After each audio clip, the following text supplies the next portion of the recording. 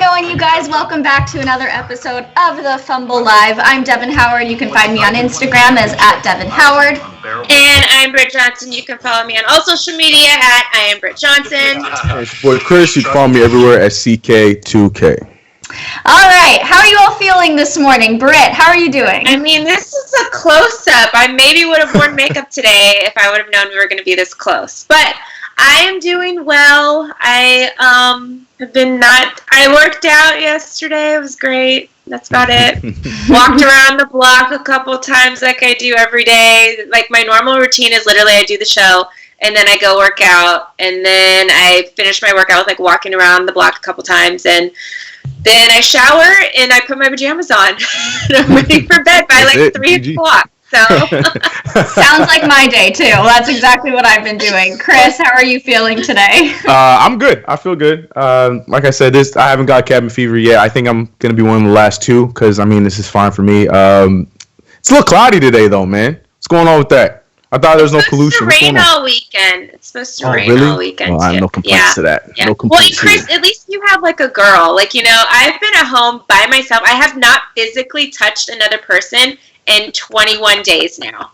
Like, I don't even know I have no idea. It's super creepy. Like, because my friend posted, I can't wait to hug you when this is over, one of those kind of posts, and I was like, I literally haven't hugged anybody in like over 3 weeks now. Yeah, it's super weird. Like, I'm actually in solitary confinement here. It's creepy. Oh, man. For some reason, I thought you lived with another person, Britt, but you live alone? No, I do, but she has been gone. So she is like, her family lives in Riverside, so she left and went to Riverside. So she was here like a little bit, but we just haven't hugged each other, I guess. But she's been like, you know, we did like a little karaoke session together, and that was like whatever. But usually she works a lot, so she kind of just stays in her room, and like I just roam around the living room and the kitchen and my bedroom and the balcony. But she'll usually just stay in her room, and then she like went home to Riverside, so she's been gone. So it's been, you know, I just like walk around with like my mug, like my coffee mug, which has tea or wine in it sometimes, and I just walk around. I love that. Like, I'm a weird person. No, I mean that's I live with another person as well. I live with my friend, and we'll like talk and have conversations, but we're not like touching each other either. So it's like, yeah. And I spend a lot of time in my room as well, just like alone and reading, or like I'm scrolling through TikTok over and over and over again, wasting my entire life watching all those videos. So yeah, it's been weird. It's different. But and contributing to it. You're out here posting on it. Do you have any funny stories of you and your boo yet? Like, have you guys had any like crazy funny moments of you guys are kind of gonna pull each other's hair out, or what? No, we're good so far. Honestly, I don't know, but that's the thing. We've known each other for so long. Like, I don't know. I don't feel like we're gonna have that problem. I mean, cut to next week. Maybe something happens. I don't know. But as of right now, everything's been good, man. Chris has like the black guy next week. Right. All his shoes are gone. They've been burned up. Like, yeah, everything's great. I don't know what you guys are talking about. Everything's fine. You know what I've been missing? So I get tension headaches, and I have to get a massage like every 4 to 6 weeks. And I know that, I think I've mentioned this before, but without my massages, I'm getting such bad headaches lately. It's been so frustrating and so annoying. Is it adjusted? No, but I want to try that, but I'm really scared. I like freak out every time, but it's like totally fine and you feel so much better after. But like the place that I get adjusted at, the joint is actually still open right now, so they've been still taking people, and it's like a walk-in basis. You just go walk in. It's like $20 a time, and you see somebody right away. So maybe think about that. But I don't know, because I don't know if you guys watched, or whoever lives in LA. Mayor Eric Garcetti announced all these new things yesterday and said if it is not if it is not an essential business, today they are cutting people's power and water off, because there's still been businesses that have been open still and haven't like listened to what they've said of like, oh, we need to keep everything closed or shut down or whatever. And he said, y'all didn't want to listen. So as of today, Thursday, they're cutting people's power and water off of any business that shouldn't be open during this time. But one good thing they did is for restaurants, they're letting people buy groceries from restaurants now. Yeah. So like restaurants can order like their food and because I guess restaurants were trying to do that last week, and they got in trouble by like the health department and stuff. Had to shut that down, but he made it like open to where like now you can legally order your groceries, which is good because people don't want to sit up in the grocery line for like an hour. So now you can just go get takeout basically at your favorite restaurant and just get your, I don't know if you eat meats or veggies or whatever you get from restaurants, and just buy the actual groceries at like wholesale prices from them. So. And they're not wasting the food because no one's going to be getting it. So yeah, I think it's great on both sides. Oh, my light is freaking out. Oh God. Well, why don't we take that as our cue to jump into this first story? So, Chris, I know that you did a story about this that's going to be going up later, but can you fill us in a little bit? Yeah, we were talking about a pre-show. LaMelo Ball, 18-year-old LaMelo Ball, and his manager and coach, who was a one-time coach with Spire, they bought the Illawarra Hawks. Now, personally, I feel like this is a power move, but it's being reported everywhere that the Illawarra Hawks are now owned by LaMelo Ball, who is not even in the NBA yet. That is crazy. What do you guys think? He cannot even have a celebratory toast yet. He can't even drink yet. And he owns a basketball team. Like, I kind of was trying to do a little research to see if I could figure out how much he paid for this, but it's like the number is like unknown. But the guy that previously owned it has a net worth of like $51 million, and he's like one of the top business guys on Forbes or whatever. So he bought the team from that guy, and that guy owned the team before, and I'm sure had to pay a pretty penny for it. But that's crazy. And I also looked to the only like current player that has like a stake in another team or another league right now is like LeBron James, because he has a small stake in Liverpool. So LaMelo outright owning, like he did some Michael Jordan stuff. That's crazy. It's different. Before he even started playing, and Michael Jordan did it after he played. Magic Johnson did all the stuff he did owning like the Dodgers, or part owner of the Dodgers and all this kind of stuff, and the Sparks team. He did all that way after he finished playing. So like LaMelo, like, and I love that it's LaMelo Ball and his manager Jackson, not LeVar. Yeah, LeVar Ball's name wasn't mentioned one time, and I also love that. I think LaMelo has been doing some like low key, like sneak, like under the like rug kind of moves, which I really really like. He is like not like his dad. He says less and just kind of does stuff. Because same thing with when we all started speculating, and it was like, oh, is he signing with, I don't remember if it was New Balance or Puma, or, you know, Chris. Yeah, it's Puma. Mm-hmm. With his, like, sneaker deal or doing a shoe deal or whatever, which we still don't even know for sure or not. And he's just been, like, making moves, but, like, doing it on the low. And then we didn't even know he was thinking about buying a basketball team. Nobody knew, I bet you LeVar Ball is surprised, because he would have said something already. He would have been like, oh, well, my son's trying to buy a basketball team. Right. And da-da-da-da. That's true, because he would have let the cat out of the bag for sure. Yeah.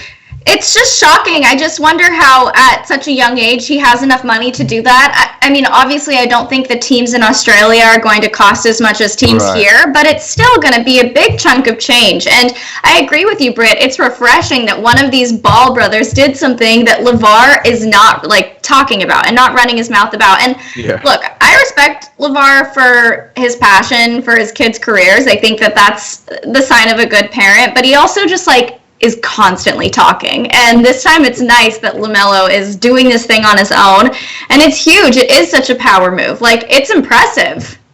Yeah, I love it. So yeah, like Devin said, I made a video on as much information as I could with what's going on, and also like Britt said, there's no numbers yet, but you know, because LaMelo's done a lot of other things too while in his time with Illawarra that probably went under the rug a little bit, like he was donating money to the city when they were going through the Australian fires and stuff like that. He's done so many things for the community in general just for being there for a few months. So for this is like the, to me, it's such a power move, and to, you know, hear all the stuff and hear him loving the fan base and loving this, and they all accepted him, and then to just go and be like, you know what, I'm not going anywhere. I own y'all team now, and I'll be giving back to you guys too. So I think it's cool. So stay tuned for that video after this live. I also want to add, I don't really lean like too far one way or the other with LaMelo. I think that he seems like a nice kid. He's talented. I'd like to see him do well in the NBA, but I'm not super like, let's go LaMelo, you know. But for him to do this, it makes me respect him a lot more, and I feel a little bit more like personally invested in what he's doing now that I know he's done something like this.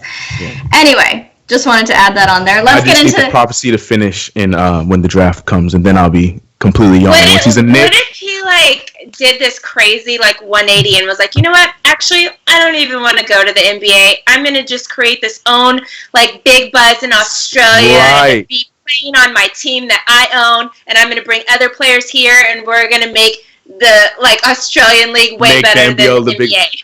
Brett, look, if he gets word that he might be a Cavalier, that plan might happen. If he finds out that he's going second to the Cavaliers, that might be the move. Well, I mean, we were just talking about this, Chris. He hasn't declared for the draft yet, right? Well, that's still the case. And that's the thing with international players. So yeah, I've been trying to figure out this whole thing. But with international players like him and Danny and these other guys that are overseas, they don't, by the NBA rule, they don't have to declare. They just have to be eligible. Correct. Mm. Yeah, and then they're automatically within the draft. So yeah, so he's one of those guys that he's in it.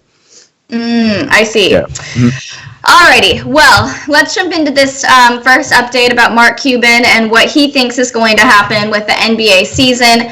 So I first want to start off by saying that he is totally fine with delaying the start of the next season until Christmas Day, which is something that we've discussed here on the live show before. He said that he's actually wanted to change the schedule of the NBA for a long time, but he had a hard time getting television partners to agree to any sort of new, programming schedules. But he also said that he has absolutely no idea as to when the NBA is going to be coming back, even though we've heard all of these stories and all of these conversations that executives have been having about, a start in July, a start this, doing a dual city playoffs where everybody congregates in one city. But anyway, I have a clip from his appearance on Get Up. Leo, can you roll that right now? You have been optimistic for the most part about the season possibly returning earlier than I've heard from a lot of other people. Now that the Chinese basketball season has been delayed again, what are your thoughts about where things stand for the NBA? I have no idea.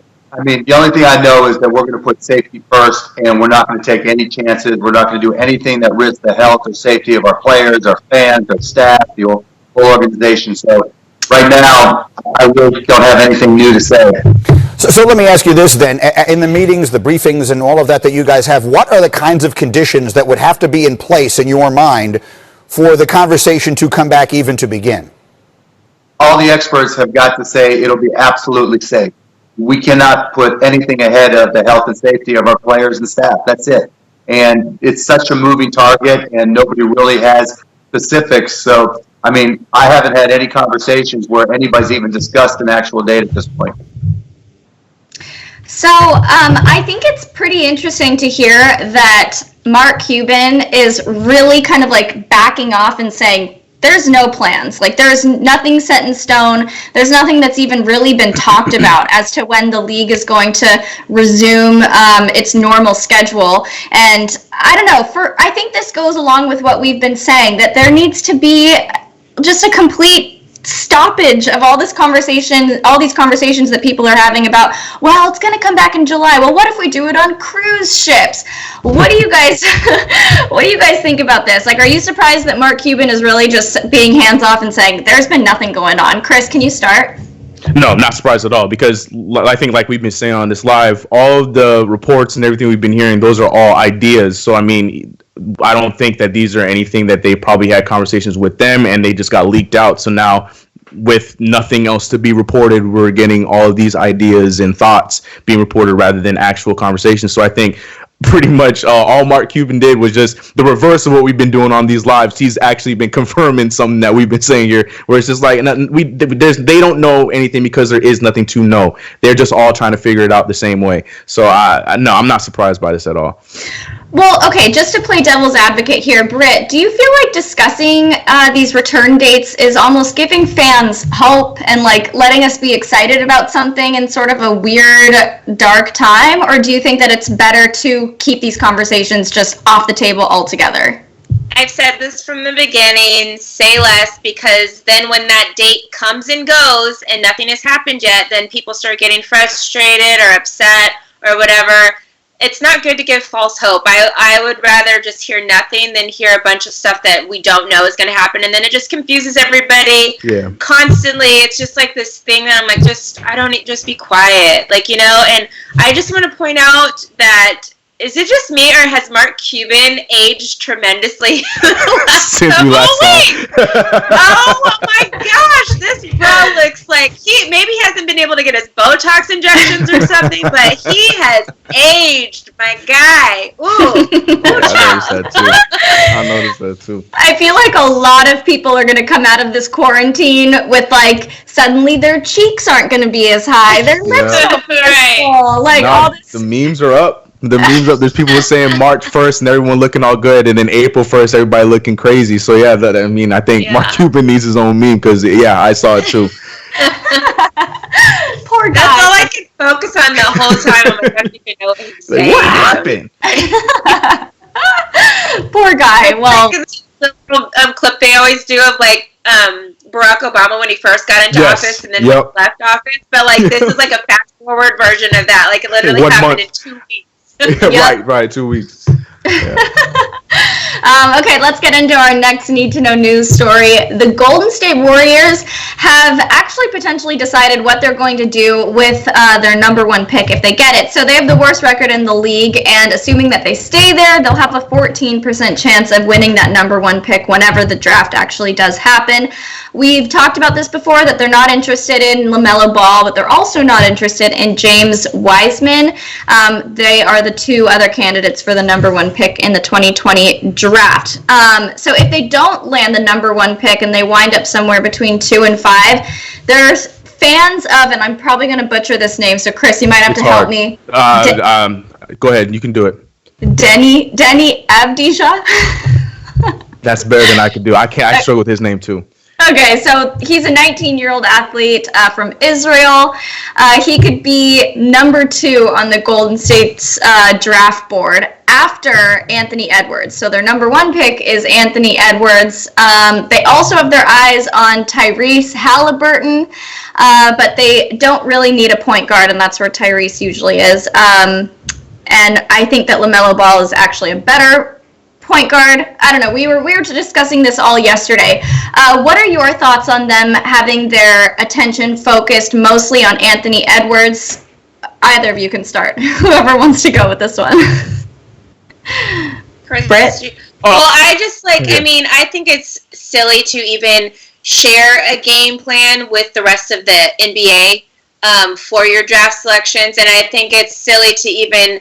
I feel like every time a team thinks they're going to get the number 1 pick, i.e. the Knicks, for example, they don't end up with that pick. So I think you should just say less and wait till the lottery happens and see where you get selected, because they could drop to 5, or you know what I mean? Like, you never know where you're going to end up going, and all the guys that you had anticipated getting are going to be gone by that time. So to even release a little bit of your playbook would be silly. So especially before the lottery happens and you don't even know who you're going to pick or what you're going to do with that pick at that time. So that's what I have to say about it. I just don't like these I think this person's going to pick this person or whatever.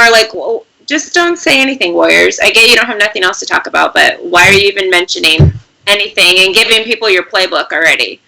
And that's my thing too. I never understand, because we had similar situations with this last year, because we all knew Zion was going first, so we were hearing the moments could whoever was number 2 actually go with RJ instead of going with John Morant? So we're hearing that again. I just want to know, who are these fools in these front offices that are just letting everything out, blabbing all their information, talking about, we're thinking about doing this, we might not actually get you. I don't understand that, because I agree. You don't know if I understand. It's not like the old, it's not like NBA the NFL draft, right? We know not exactly set at number where. 1. Yeah. Exactly. So as far as the idea of who they want to get instead at number 1, if they go number 1, I still think it is kind of crazy to not go with either of those 3 names, James Wiseman, LaMelo, or Anthony Edwards. But again, yeah, like Britt said, we you don't even know if you're going to get that first pick. So I've never been a fan of even the Knicks, and obviously the Knicks, because we've done it for years.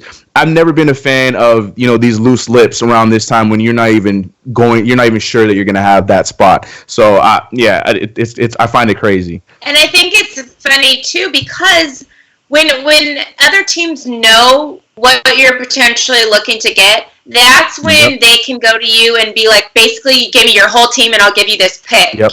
Like if they know that that's going to happen, because they'll be like, well, I'm going to take the guy then, so you can either send me 2 of your players and 2 draft picks for next year, or I'm going to pick this guy and you ain't going to get him, So, like, I don't know, it messes with the leverage, too. Like, why say something?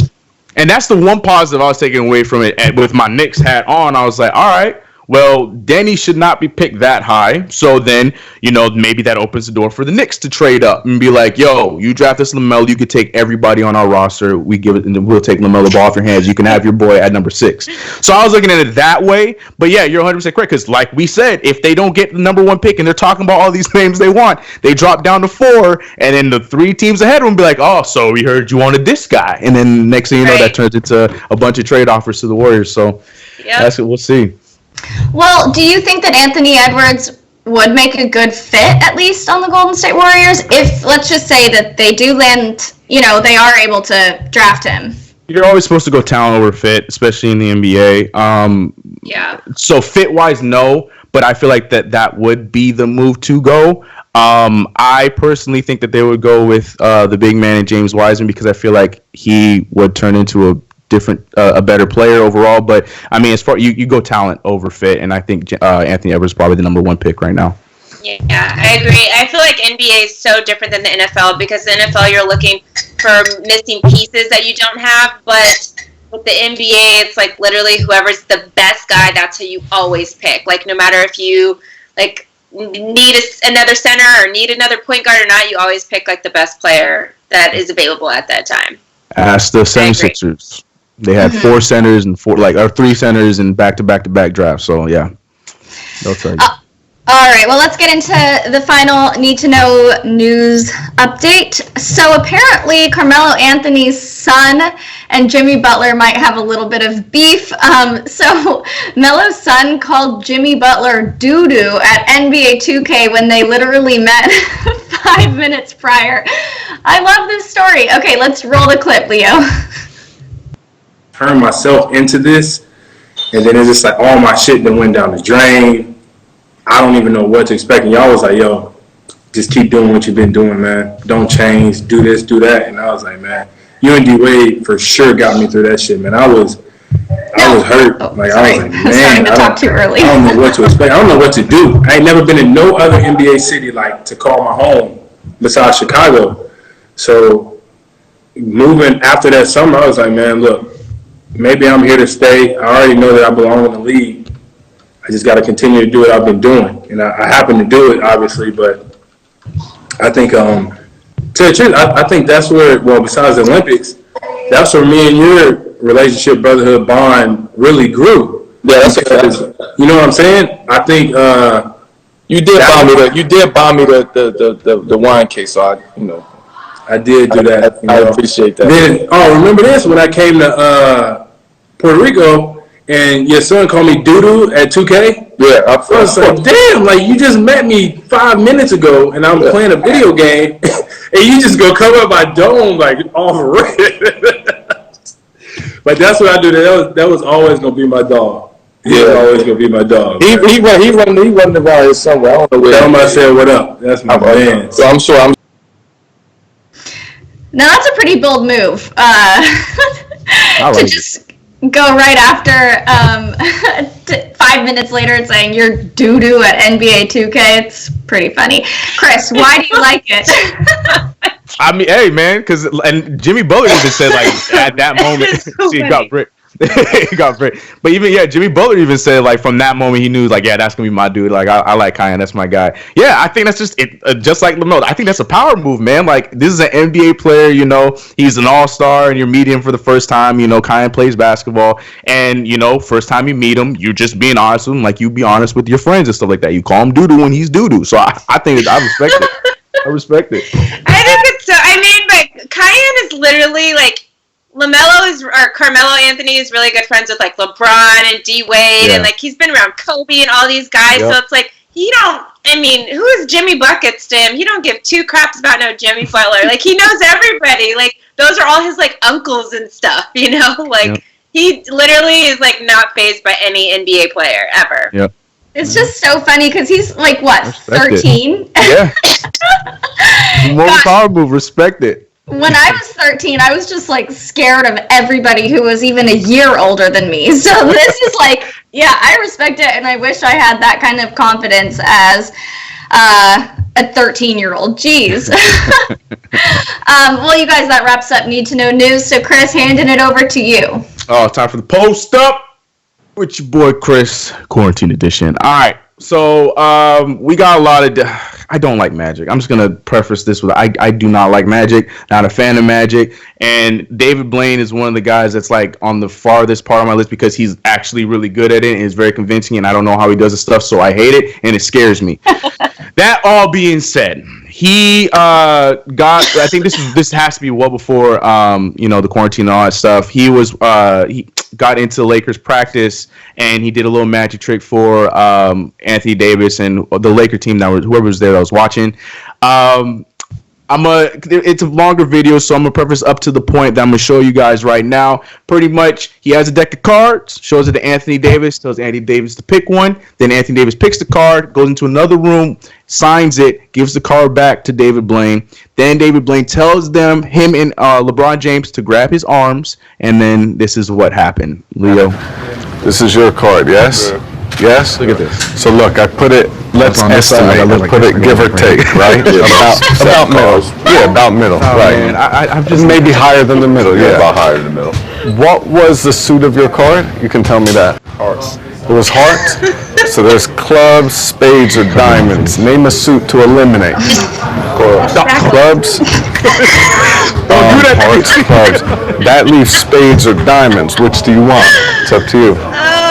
What do I want to eliminate? Which one? It's up to you. Spades. You're sure? Yeah. My hands are held. If I squeeze the deck, look, first I get rid of the clubs, then I get rid of the hearts, then I get rid of the spades. What? See, the whole deck disappears except for the diamonds, and of course the card that you signed. You seen the deck get smaller and smaller. That was the real magic trick, was putting develop. Right. He did look like he was sleeping. But yeah, man, he in front of everyone's like his hands were held and he got rid of all of the. I don't do it with Magic. I can't. Are you guys fans of Magic? You guys like Magic? I like Magic. I thought that was so cool. I watched the video like 3 times to try and figure out what he could have possibly been doing with those cards. Where were they going? I just didn't understand. I like it. I think it's really funny that you don't. I mean, Witchcraft. as a person who lived in Louisiana, definitely witchcraft. Oh, there you go. The voodoo. All they talk about is the voodoo and everything down there, and it's like real life. Like there's really like voodoo like people, and it's crazy. So it's kind of creepy, but like I don't know. I don't be playing with it a little bit because I'm like, well, what else you about to make disappear? Like what's gonna happen next? Yeah, we got a video of Steph Curry's reaction to a previous trip from his show on Netflix, and this is me every single time I see any of these clips. Steph Curry look at Steph Curry's face. Look at the face. That's me like. Same. Every time, and then but this is not me. We got Tom Brady here who got shook when my man ate his glass. Look, Tom Brady's not talking. Giselle's all into it. And look at watch Tom Brady. Watch Tom Brady when he watch. Keep your eyes on Tom Brady.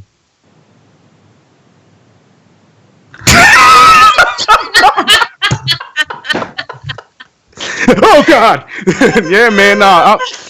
I'll give this the one time I give Tom Brady a pass because I can't say I wouldn't do the same thing because man. Tom Brady has for 20 years had big 300-pound guys coming at him, and that is what scared Tom Brady. That's what got him. Yep. Someone eating glass. I hate it. I hate Magic. But let me know. Let me see in the chat. I'm trying to see if anybody over here yet. The fish was saying voodoo, baby. Look, see, Y'all crazy. Anyways, moving on to the next one. We're sticking with the Lakers. We're talking about LeBron James, and I did a little. I'm doing a little digging here, and a few other people too that saw this tweet. They did the same thing too in the reply. So I'm curious to hear what you guys say about this. But LeBron James tweeted this out yesterday. And I think there's a connection to something else, but I'll mention that after I read the tweet. LeBron James tweeted, thinking about maybe sitting down and breaking down some of my most memorable games and moments in my career. Maybe IG live it or just film it and hold on to it for another time. Now, we had people in the replies. When I initially saw it, this is what I was thinking too. People think that this is being inspired a lot like his NBA career and his jersey number by number 23, the original Michael Jordan, because we all know that his docuseries is being moved up to April 19th. So people, I didn't get them, but there was funny replies saying that you should film it all, put it all together, and release it on April 19th and see which one does better. So I ask you, Brett, you are our resident Jordan head. Do you think that this was inspired because of all the attention Michael Jordan was getting because of the moved up date, or do you think this is just bad timing by LeBron? Everything LeBron James does is inspired by Michael Jordan. Look at his jersey number. Look at him being in Space Jam 2. Look at him wanting to be the next GOAT. Everything LeBron James does, I mean, besides the school stuff, because Michael Jordan would never do that, but everything. There's a quote that we cannot say in this show. Exactly. Is inspired by Michael Jordan. So, come on. I mean, and why not? Michael Jordan is the GOAT. So, he does inspire most athletes. And that's the way it is. So, of course it is. Of course it is. What do you think, Devin? I don't think that LeBron is deciding to do an Instagram live show to compete with Michael Jordan's, like, you know, high production value ESPN docu-series, you know? I think that he's probably just like, might as well give the fans something right now when we've literally got nothing going on. No, because he specifically said in the tweet, he's like, I can do an IG live or I can record this and make a video and put it in my pocket and save it for later. So he's not really just doing this to like do something for the fans. He could go just randomly like, let me just go on IG live right now, but like, oh, I want to do my most memorable moments of my career. Maybe I'll do it on IG live, but maybe I'll do a production and put with his production company. Even if he does it on IG live, he'll probably have his crew come do a background, a backdrop for him and everything. Like, he has a production company. He's really trying to get them done. What about social distancing? He can't have all those people come over. They can come over, set it up, and leave. LeBron, all right, bye. You know LeBron's rich. He probably has a test waiting for everybody, just sitting at the front porch, have him be intense in front of his house for 5 days until the results come back, and then go in and set up the set. Hey, that could happen.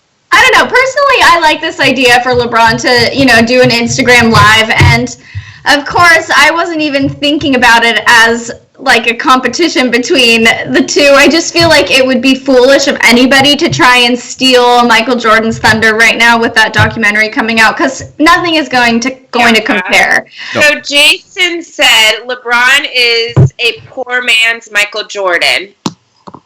What do you guys think of that? I'm just going to ignore that one and just move on. I wish we had Jackie here because I know she would. I don't have all the LeBron like facts stored into my memory. I don't have like all of his entire biography memorized. But well, not as good as Michael Jordan's. I'll just tell you that. Okay, and I'm gonna leave that to y'all, and I'm gonna move on to this next one. And actually, this is your boy, bro. You love Dame. Now, Dame saw favorite player in the league right now. So yesterday, we've done a few lives where I've been talking about this whole Giannis to the Lakers conspiracy, right? Well, we might have to add a new player to the Lakers conspiracy list because apparently Damian Lillard is going to be a Laker one day, according to this UK Laker fan page that tweeted this out yesterday. Remember what yesterday was as I read this tweet.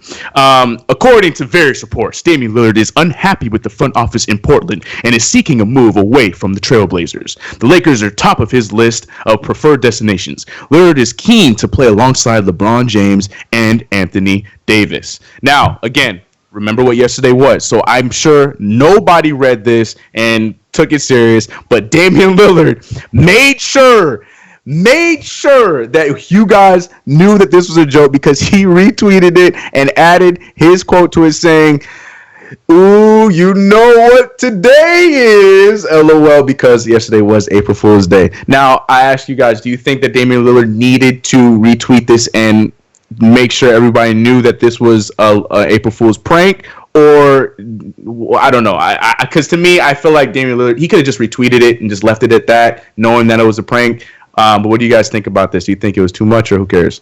Absolutely not. He doesn't need to say anything because anybody who even remotely knows anything about Dame is time after time after time. He has stated how loyal of a player he is to his team. He's not going to leave his team, blah, blah. They're going to literally have to physically come and remove Dame from the team. They're going to have to DeMar DeRozan, Dame Lillard to get him out of there. He's not going to just on free agency time leave, you know? Like, they might have to trade him like they did DeMar, you know, and kick him out. But, like, he's not just going to leave. And that's why he is one of my favorite players, is because he has that old school mentality. He's there.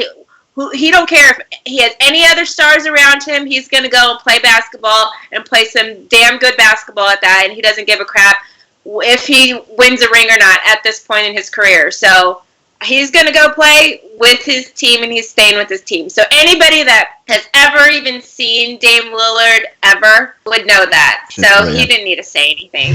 So but I have to ask the question. Oh, go ahead. Go ahead. No. Ask your question. No, I was just going to ask the same question I've asked with all these conspiracies. Is Damian Lillard going to be a Laker, Devin? Because you don't have Jackie, so it's just you now. So come on. What do you think? God, I don't even. Do I even want to comment on this at this point? I was going to say that I do think it is smart that he highlighted the fact that it was April Fool's Day, because I do think people have a tendency to take those kinds of things and run with them, even knowing who he is as a person and as a player. So I think it's smart. I think that, I will say, I think Lakers fans probably would have read that and been like, yeah, or like just like gotten too hyped up about it. But yeah. No, I was just gonna piggyback off you. I agree. Normally it was it. Oh, sorry. If it was any other team, I would have agreed, and I would have said no, this doesn't matter. Who cares? Blah blah blah blah blah. But because it's the Lakers, and the same thing with like if it was like the Knicks, there are fans that are going to actually believe this report, and they are going to say, "Oh my gosh, did you hear this?" Yeah, because Lakers think everybody wants to play with them. It's going to be in that jersey. If Dame was going to leave any team and go somewhere, it would be the Golden State Warriors, because he's from the Bay. He always reps the Bay. Like, he's Bay Area all day. So if he was going to go anywhere, it would be Golden State. It definitely wouldn't be the Lakers. See, I think that people do want to play for the Lakers because they are such like a glitzy and glamorous team, and LA is such a desirable place to live. So I think that a lot of athletes, if given the opportunity to play with the Lakers, I think they would take it. So I don't think it's Kawhi Leonard didn't. Okay, Kawhi did it, but we also know that he has it out for LeBron now. So most people don't want to play with LeBron James, actually. So I just think that. Look, I'm not as much of a bronzexual as Jackie, so she can pick up this conversation later. But I like him. I respect him as a player. I think the Lakers are a desirable team, and I don't know. I'm just saying. Just like I think Giannis is going to end up here eventually, I think that anyone would want to if given the chance. I think that's a fair argument. I think Dame might not. I don't think he's going to be on that list. And also, Monty, I see you in the chat saying Chris wants to say Dame to the Knicks. And you know what? I have a long list of players that I would love to see wear a Knicks jersey, and Dame is definitely on that list. Anyways, moving on to the next one. We got Tyreek Hill and Tyrann Mathieu. They were. I thought this was hilarious. They were in a Madden tournament. Yeah, Ty versus Ty, and they're both on the same team. They were in a Madden tournament yesterday. They'll run around like a lunatic to kill the clock and make the other guy mad. But I do know, some of the players that are actually good, and Tyreek Hill is solid at Madden. So they had a game against each other, and Tyreek Hill was smacking Tyrann Mathieu in the game. It was at the very end of the game, and all you had to do was just run out the clock, let the game end, and move on. But no, Tyreek Hill decided to be disrespectful and do this, leading to Tyrann Mathieu quitting the game. Here's the video. You'll run around like a lunatic to kill the clock and make the other guy mad. Look at this disrespect. Look at this. So it looks like Tyrann is actually tapped out. That is a real score. Mm-hmm. Yeah, very disrespectful. So as you'd expect, somebody would be in their feelings after, that would happen, and they would rage quit. That is what it was, and that's exactly what Tyrann Mathieu did. And to be honest, at that level, yes, I would be just as upset. I'd be pissed. I would quit. But this next part that Tyrann Mathieu did, I couldn't say I would go this far, because it seemed like he was a little too hurt about what was going on. He then tweeted, and he did eventually take it down. He then tweeted that after Tyreek Hill tweeted my game crashed, knowing that it didn't crash, knowing that Tyrann Mathieu quit. Tyrann Mathieu responded saying, "Yeah, I turned my ish off. That ish was lame. You did last play. It's just a video game. That ish was disrespectful. But I played you multiple times in person, and you ain't never do that. Funny what people do when they get an audience." Come on, that's a little soft in my opinion. I mean, I can't say because I know. Little bit, you know what I'm saying? Yeah. Video game or not, like, come on, man. You got smacked. Take the L, move on. And I love how he says it's just a video game, but then he's pissed off about the video game.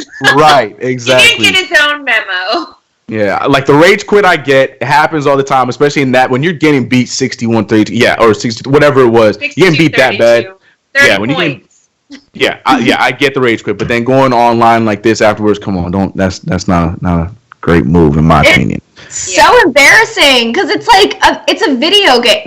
I would be mortified if I were him, and I'm sure he was deleting that tweet later. He probably thought like, "Oh my god, this makes me look so bad." And then after that tweet, he tweeted again, and he's like, "I don't give a F. Disrespect is disrespect." Like, because somebody said it's just a game. So then he didn't. Yeah, and then he said that. Yeah. But the best part too, and I don't have the tweet, but was Patrick Mahomes was just there egging the whole thing on. Like, I thought it was just great. But Tyrann Mathieu gotta be the best like, dang, you beat him like that. Yeah.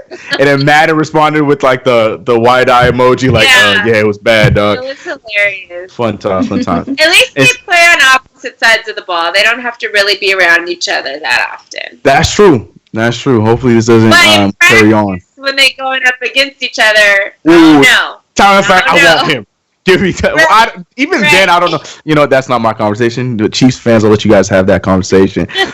Staying in the video game world, I love this next story. It still pertains to you guys, so yes. But I love this story because I know that about at least 95.8% of anybody who plays the basketball game NBA 2K will agree with me when I say I cannot stand Ronnie 2K. So when he got exposed the way he got exposed, this was great because now people are finally seeing him for who he really is. But I digress. Let me get into what actually happened. So, Ronnie 2K streams very frequently, and this time he accidentally streamed while he was on a conference call about the 2K tournament going on this weekend, and this is what happened.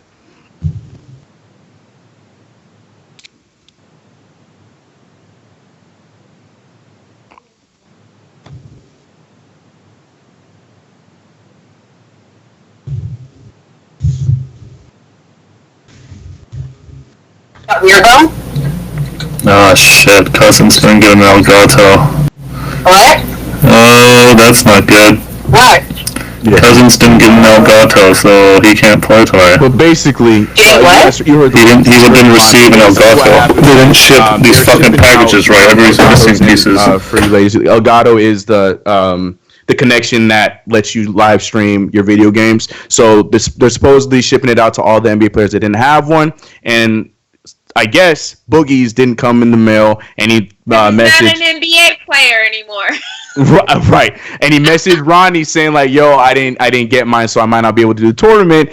And Ronnie, he was at first he was like, "Oh no," but then he decided to get a little petty by saying, Boogie's a dick anyway, so he probably did this on purpose. So then Boogie was like, "Oh yeah," because this clip obviously went viral because anytime Ronnie messes up, the 2K community's on him, and then Boogie posted this GIF with my man pointed. I'm like, okay, I'll see you, and added Ronnie 2K, and good old Ronnie 2K trying to backpedal and take in and try to recover the image that he has, and he said, "Bro, in a moment of work stress, I said something super dumb that wasn't at all how I feel about you. My bad, and I sincerely apologize. Let's have some fun starting this weekend. Bring the action and see if you can be crowned champ." Does he really talk like that, Chris? Come on now. Sorry, my petty's showing, but oh man, because look, the connection he has for no reason makes, and like I said, a lot of other 2K players and people who actually care about the game makes him mad because you can tell he doesn't care about the game. So moments like this that get pushed under the rug because he's messed up and been exposed a few times like this, but this time the player finally responded to him and said, "Okay, I see you, dog." I love it because hopefully, maybe this is the beginning of the end. And then, hey, 2K, I got 2K on the end of my name too, so you want to hit up your boy, you can let me know, But what do you guys think? Do you guys think that this was? Do you think it was sincerely an accident? Do you think that he was just? What do you guys think about Ronnie's comment? It was an accident. Like, he didn't mean to actually be live in that moment.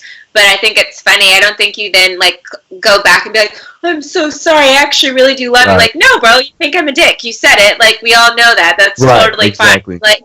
It is what it is. But I think it's funny. And who knew? You little video game things have your guys' own little drama. It's so cute because guys always think girls are so much drama. No, y'all are drama. Look at you guys with your little and then Chris is over here being petty. I don't like him either. Yeah, can't stand him. He had because here's the thing. This dude is the representative of the game. All he has to do is relay how we feel about the game. And I feel like everybody who plays this damn game has the same thoughts, and he doesn't do a damn thing, but yet he's out here showing off his money, showing off that he knows NBA players and stuff like that. So yeah, man, F that guy, man. I can't stand Ronnie 2K. Wait, Chris, so you think it was intentional for him No, I feel like it was an accident, but I feel like his feelings finally, his actual feelings towards Boogie actually came out. And I feel like it's the same way with a lot of these players. He's being fake around a lot of the players and stuff like that. So I feel like that is real. But no, it was an accident. It was obviously an accident. Round noser is what you're saying. Yeah. He got caught up. And you're also saying that you don't think he really knows about 2K. Y'all know about 2K, but he gets this high status, and y'all don't. Got right it. On the head. That's it. That's my beef. That's all it is. But he's gonna be a 2K representative and not know the game. But anyways, that's neither here nor there. Let's get into. We actually talked about LaVar Ball, and Shannon Sharp went in on LaVar Ball because there was this stupid report that came out. Not even a report, just LaVar just being LaVar, saying that in his prime he would beat Zion Williamson on one-on-one. So Shannon decided to roast LaVar on these comments, and I thought it was actually pretty good. So here's Shannon Sharp. Skip, LaVar could not beat Zion in his prime with Amazon Prime or any other type of prime. Even prime time couldn't help LaVar Ball beat Zion Williamson. Skip, nobody believed that he could do what he said. First he could beat Jordan, then he could beat this one, and he could beat that one. At some point in time, you know what Alonzo teammates are saying? Man, so your daddy crazy, man. Man, your daddy crazy. He think he can beat Zion. Nobody's taking him serious, Skip. I just love how he's like Amazon Prime. you get prime time. You get everywhere. I was like, oh my god. I think we can all go ahead. Is Shannon Sharp at Jackie's house? What is going on with that background? For real, right? Yeah, he has too many Lakers. Yeah, that's a lot. But I think that's LaVar, and let's not take anything he says seriously. You guys remember when he said him and Melo could beat Michael Jordan and LeBron James in a 2-on-2? Come on. Yeah. Yeah, I know. I was about to say LeBron. LeVar's always, I don't know why he does this, because it just discredits him as like a reliable person to even hear from when he says this, like, I don't know. I don't understand it. Unfortunately, he really believes it, and that's the thing. Like, you could talk to any old head that hooped it back in their day, and they will all say the same thing about any player. Like, they all genuinely believe that they're better than fill in the blank. But the only thing is, like I always say, LeVar has a microphone, so you're hearing his ignorance on TV and on the internet. But yeah, so it's he couldn't even get into the NBA though. I mean, you're right. Come on. Well, and then it's funny, Shannon Sharp's like, man, he couldn't even average 2 points in his one season at Washington State. Yeah, it's true. Yep. All right. Well, that was the last post-up. Yeah, that's it. Mm-hmm. Okay, so I'm bringing us into WTF. So Jackie sent me this story, and it's just another wild coronavirus update. So a prominent European auto racing official said that he feels all of the drivers should huddle and infect themselves with coronavirus to build immunity. So his name is Helmut Marko, and he said that when he proposed this wild idea, it was immediately shot down. He said, we have 4 Formula One drivers, we have 8 or 10 juniors, and the idea was to hold a camp where we could bridge this rather dead time mentally and physically, and then it would be ideal because these are all young, strong men in really good health. If the infection comes then, they would be equipped, and if it starts up again we'd be able to start up for a really hard world championship. And he says he admitted it was not accepted positively by his fellow Red Bull team leaders and was dismissed. So, I mean, it just is like, this is such a wild and crazy idea. Britt, tell me your thoughts on this first. Dude, I get your thought, because that's what people used to do to their kids when they were younger. When somebody got chicken pox or something, they would get all the little kids and rub the kid on that kid that has chicken pox and give everyone chicken pox, because you're more likely to survive and be fine and have a mild case of chicken pox when you have it when you're younger. The only people that really die from chicken pox are older people, or they have them really bad when they get older, right? But this hasn't been proven yet that you get immunity from COVID-19 once you have it. So that was the first problem here, is it hasn't been proven yet. They haven't done enough research yet to know if once you have it, you're now immune to it. Yes, they're working on that, but they don't know that for sure. So this would be the silliest thing to do, because you could just give it to yourself and then still get it in a year from now or whatever the case anyway, because we don't know yet. Like, you need to wait and let the medical people figure out if that's actually true before you do something like that. But good idea if that's true, but that's not true yet. Yeah. I know. I think it was kind of taking a bit too much liberty there, like that he knew had too much of a medical background, or didn't have enough of a medical background to really even suggest this idea and know it would work. Yeah. Chris, your thoughts? Tell me. I think Delano said it best in the chat. He said, "Take the mic away from that Formula One driver," and I think that's how I feel about it too. I mean, yeah, like Britt said, like the idea, the theory is it's good, but we don't know for certain that that's the case. Yeah. So look, man, I'm glad that you're out there, thinking and giving it a try, but I don't think that's the move, at least not yet. Right. Yeah. Again, actually, just say less. Don't say anything. I know. Again, the theme: say less. But on that note, Britt, I want you to say more with Britt's takes. Yes. All right. Good transition, Devin. Good transition. All right. So we are sticking with positivity today. I think we'll see how this turns out, because I am kind of unsure about this topic, if it's going to be a good outcome or not. But we've all been quarantined for 3 weeks, so I'm going to hope that this is going to be positive. I need some positivity to go to, because my Dallas Cowboys just signed Aldon Smith to a 1-year, $4 million contract now.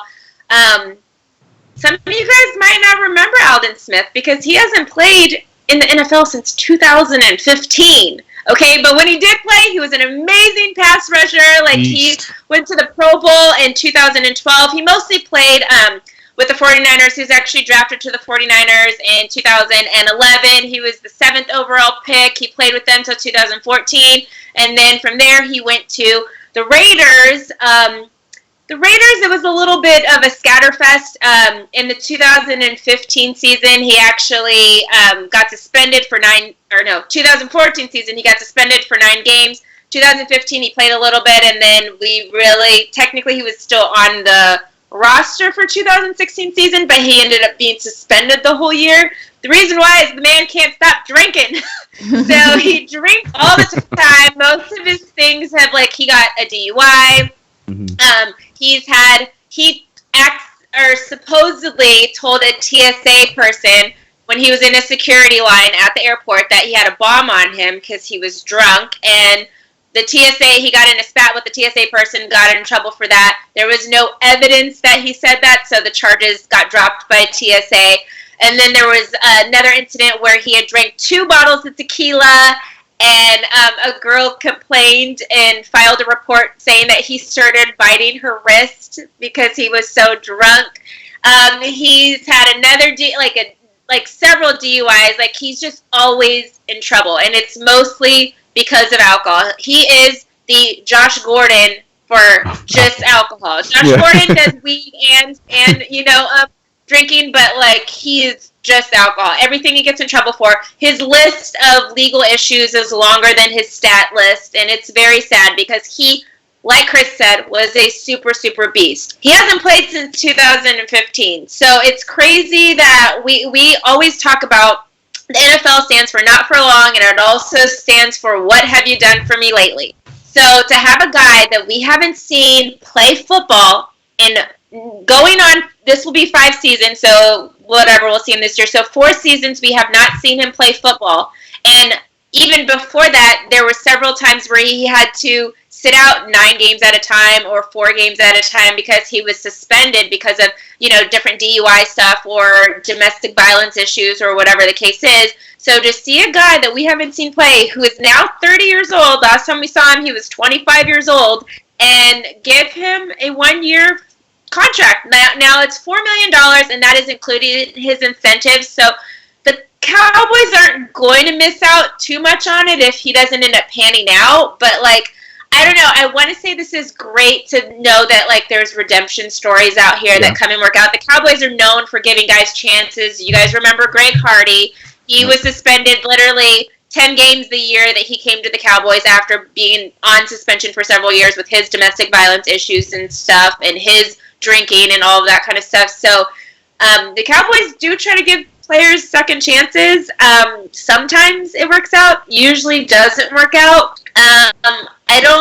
I want to be positive and say that maybe Aldon Smith will be a good redemption story because his body hasn't been beaten up in 4 seasons, so he actually could come out and be great and play like a 27-year-old or 26-year-old player because his body hasn't taken all of that beating that a normal 30-year-old NFL player would have had to deal with at that time. So that's the positive in it. But I also am the last time he had an issue with the law was June of 2019 when he was pulled over for drinking and driving yet again. So it hasn't even been a full year since his last incident.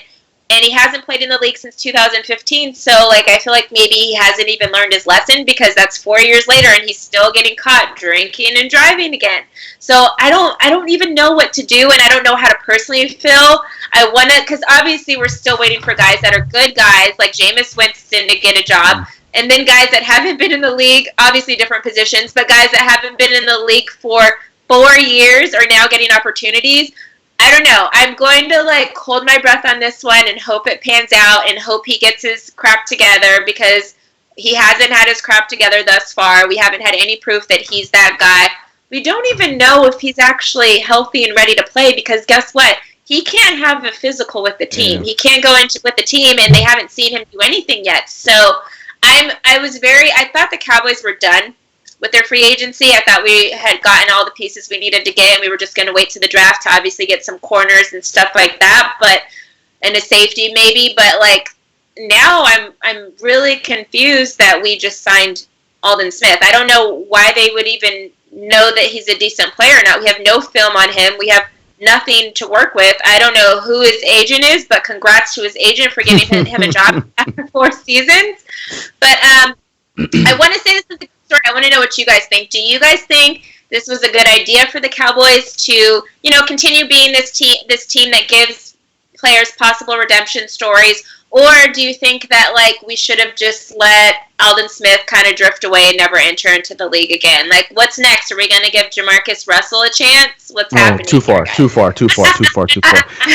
No, you know what? I think it's an idea. I don't think it's a bad, or I mean, it could be a good idea. I don't, like you said, I think there's more of a positive than a negative because of the size of the contract. It's not a hefty or expensive contract at all. So this is a real low risk, high reward situation I see, because you never know. Like you said, he had all those years off, and he might, you know, come back and be, whether he's the Pro Bowler that he once was, he could still be serviceable and help you guys out on defense. So I see this as a positive. I mean, Jay Glazer was saying that he's been sober. But you know, his last problem was just last year, not too long ago. Yeah. Right. But I don't see this as a negative or a bad signing. So I'll play with you, and I'll be positive and bring those positive vibes with you on this one, because, you know, like I said, Aldon Smith was a beast, and he was also fun to watch on the defensive end for San Francisco. Not so much on the Raiders. The Raiders, he was there. Yeah. So we'll see. You know, I think that probably not just the agent, that might have something to do with Mike McCarthy, because there were some people saying that there was a connection there, even though never had him when he was in Green Bay, but he knew him. So we'll see. Like I said, low risk, high reward. I think it's an okay signing. Whatever. I don't know. To me, he seems like a liability just with the alcoholism. I don't know. I think that his body maybe not taking a beating on the field, but it's definitely taken a beating with all of the drunk shenanigans. For sure. Yeah. So I don't know. I think it could be a bit of a risk, but we'll just have to see. But that's time for our live show today, you guys. We're going to be back again tomorrow, 11 a.m. Pacific Standard Time. So make sure you tune in. Give this video a thumbs up. Go ahead and subscribe. We're doing our handshake here. Stay healthy, my friends. We'll see you tomorrow.